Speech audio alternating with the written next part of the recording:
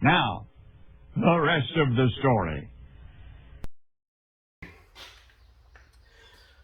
Welcome back to another exciting edition of The Rest of the Story. So, we had some issues with the pressure washer.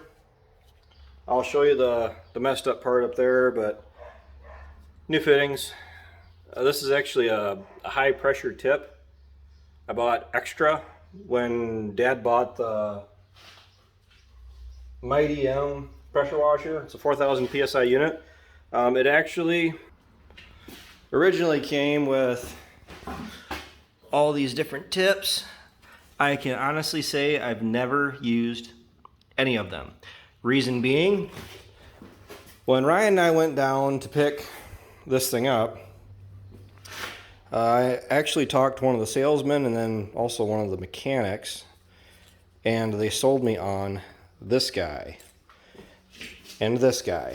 The other gun that it came with it was just a standard, non-adjustable, just a single rate. You hit the trigger and it runs. That's it. So I paid extra for this. I paid extra for this. This, it's got a revolving nozzle down in there that I'm not going to be able to show you with my cell phone, but it's essentially this, which is the strongest jet you're going to get out of it, made into this. And what this does is it actually spins in there, so you're getting a swirling action, and then you get a wider area of coverage with the strongest setting or the strongest tip. So this thing's seen a lot of abuse. I will hands down, this is not a promotion by any means, it's just because I'm addressing it right now. I would totally get another one of these. It's been, well, put to good use. So the part that actually started to go south on it was this right through here, and I'll show you that as soon as I walk back up in the shed. 4020s here once again. We're gradually working on that manure pile out at my brother's place. Well, well, that's not really supposed to look like that, is it? So it's a good bad thing. The good news is we are okay. The good news is it wasn't the spreader. The bad news is we broke down, so we did it backwards. I actually lost the pin, which I didn't lose the pin, but I lost part of the pin that holds the drawbar in. I just washed my hands up, so I'm not going to do it again, but that is the pin that goes down through the drawbar, and there's actually supposed to be a tab attached to this piece right here. At least that's what I was told. I've changed the drawbar before, but I got enough going on in my day-to-day life that I don't remember every little intricate detail of all the machinery I've ever worked on. I do know what it takes to change the 76 out. You actually got to loosen a bolt and, you know, drop the pin out. 4020 is a little bit different. There's not much holding it in there other than a tab.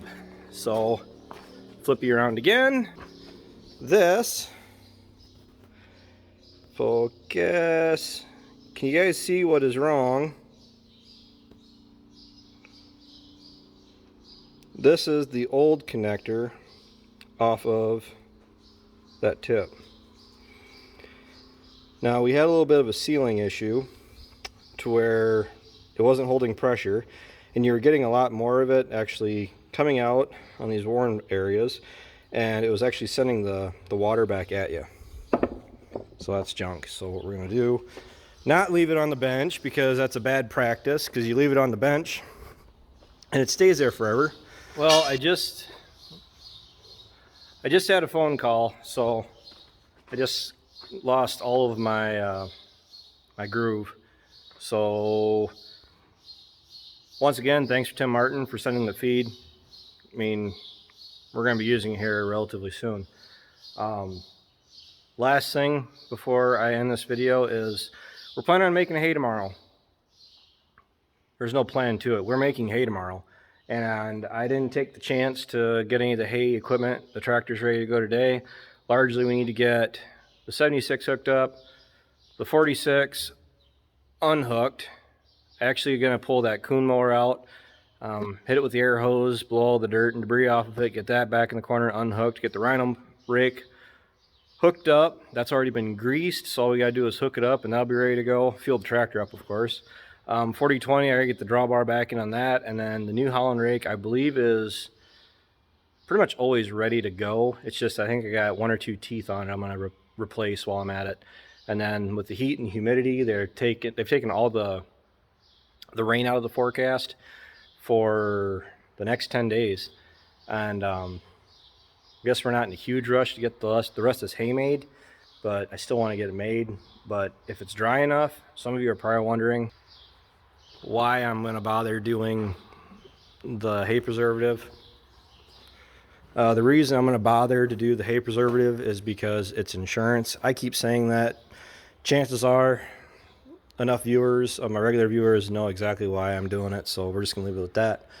I just wanted to show you the setup for filling it really quick, why the 76 is parked awkwardly, why the acid, the preservative, whatever you want to call it, is back here. I had a pump that went on top of the tote last year, and that has already met its fate, so we're not going to talk about that. But what it did is it went into the top port of the cap. It set down in there, and then same hose. I actually just reused the hose that it came from, or that was attached to it. And then similar where I had the power go from the pump to the 76. The only difference is that now, instead of having, I don't even have them on here anymore. I had 2 separate positive and ground wires. I am able to use the controller wire from the preservative controller in the cab. So same connector. It runs down to this pump. And what I'm doing here is allowing gravity to feed the pump. It still takes a little bit of time to fill the tank. This is only what, a 4 gallon, 5 gallon, must be a 4 gallon, 4.5 gallon pump. So yes, it still does take about 10 minutes to fill that when it's completely empty. Generally, really not that big of a deal, because if I run that on high, I mean with the red nozzles in it, which are the small nozzles, with the controller maxed out, I will still end up with about what's in there. I know you're looking at the sun, but that is about where I end up as far as preservative at the end of the day. So I have time at the beginning and the end of the day I can typically find to run this out. Being gravity fed, no more priming issues. That was really the only issue with the other one. Went to go use it for the last time last year, and we had an incident where the pump, we were having issues with it priming, and it sprayed this preservative all over my dad. And I've had this stuff on my arms before too, and its stuff burns right now. Part of the reason why I carry 2 gallons of water in the baler to wash my hands and my arms off. What really gets you is if you got cuts all over your forearms, because I was having issues with that tension bar filling up with debris and material doing the bottom at the valley. I'm hoping I don't have that issue this time around, but I almost certainly will. And then if you get this stuff on your hands, it burns right now, to where good luck trying to keep baling without at least washing your arms off. So really simple. There's actually a safety for locking it in so it doesn't, open up on you. So I'm going to open this guy up, and yeah, we're airlocked. So now what I'm going to do is I'm going to go over here, open this one up, and as you can see, it's going to fill up my line. That's all filled up now, so the pump, when I turn the pump on, it's going to get up and go. I'm going to climb up in the cab here, and I'm not going to fill that completely full. The jack is supporting it, which I'm not worried about the jack at all. But for the amount of material that I have to make, I'm not going to need a full tank. I mean, I'm looking at maybe 100 bales if I'm lucky. if I'm very lucky, very, very lucky. Kind of hoping to be impressed. So I can do it one of two ways. It's connected right to the battery, so I don't have to turn the key switch on, and I can turn it all the way up to 10. I don't think you guys can hear it, but I sure can.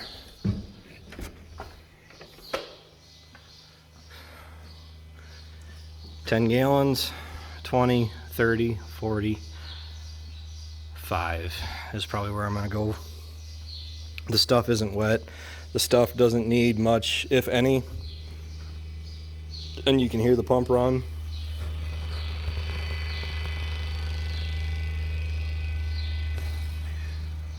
Which I think this is a simple enough setup. I had somebody tell me that recommend or tell me, it really doesn't matter, that we should get a stand of some sort and pick this sumbitch clear up into the air and just gravity feed it from the tote into the baler. I was told that's what some guys do when I bought my preservative last year. I have some reservations about having a dedicated spot for this stuff, because like down at the valley, we took this down because I ran out everything I had the first day of running, and I actually refilled it full again down at the valley. So logistics, having a fixed point for this, no. Secondly, you can have it something secured properly, but something about having a full 200 and some gallons sitting up in the air, I mean high enough that I can feed into this, really doesn't interest me at all either. I don't really want to say it's a safety thing, but we got young kids running around the farm now, and you have to check and recheck. Things that didn't look like they were much of an issue or a safety issue in the past are currently a huge issue. Still haven't talked about the JCB over there yet. If that doesn't look like the JCB to you, change your screen settings just a little bit. That's most obviously the JCB. It had a little bit of work done to it, all positive work, no negative work. They were just here today and installed the variable fan controller, so the fan actually reverses and will blow all of the debris and stuff out of the back end. It's never had it on it before. That was one thing it had on it before Dad bought it, that my friend Ryan actually told me. He's like, if it doesn't have it, put it on it.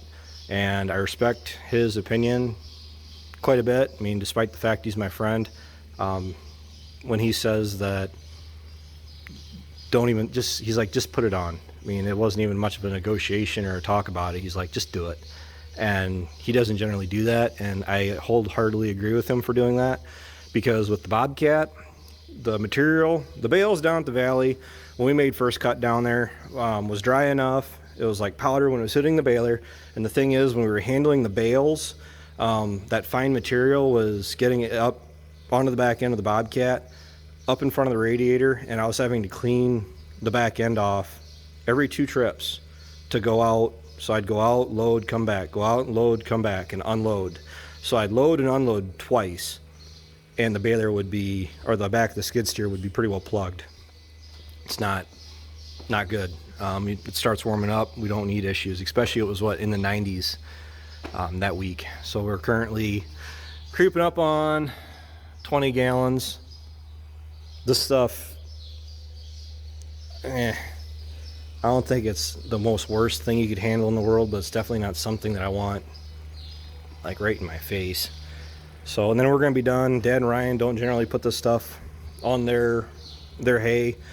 All of their stuff gets fed out, so if it's a little iffy, I mean, we just space it out, and if it's going to steam, let it steam.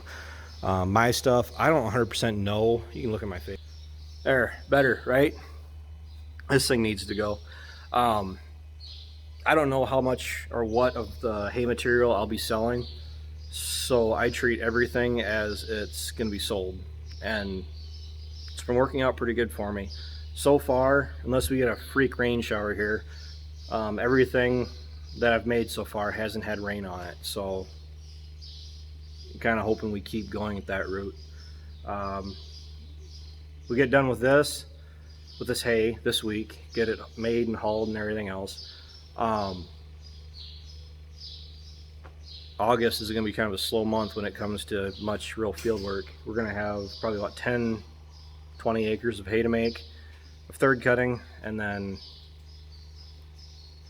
doing repairs, and I got a bunch of trees I want to clear up and fences that need to be addressed. And it's kind of like August is almost like the January of winter, it seems like, just because at least it's nice out, you can get out and do stuff, but generally by the time you hit August, you're starting to watch the crops and looking at what kind of crop potential the crops have. So well, that's it for this video. Thanks for watching. Thanks for tuning in. Tomorrow's video, or the next video that I post, will be probably me, almost certainly me, baling hay down at the valley. So until I see you down there, talk to you later.